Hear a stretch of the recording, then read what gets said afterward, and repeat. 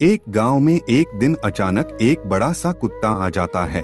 गांव वाले डर जाते हैं और सोचते हैं कि वह खतरनाक है, इसलिए वे उसे पकड़कर बांध देते हैं और पिंजरे में बंद कर देते हैं। लेकिन वह कुत्ता किसी को नुकसान नहीं पहुंचाना चाहता था। वह तो अपने खोए हुए छोटे बच्चे को ढूंढते ढूंढते गांव तक आ गया था। रात को जंगल से एक भेड़िया आता है। भेड़िया पिंजरे को तोड़ देता है और दोनों जंगल की ओर भाग जाते हैं ताकि कुत्ता अपने बच्चे को ढूंढ सके।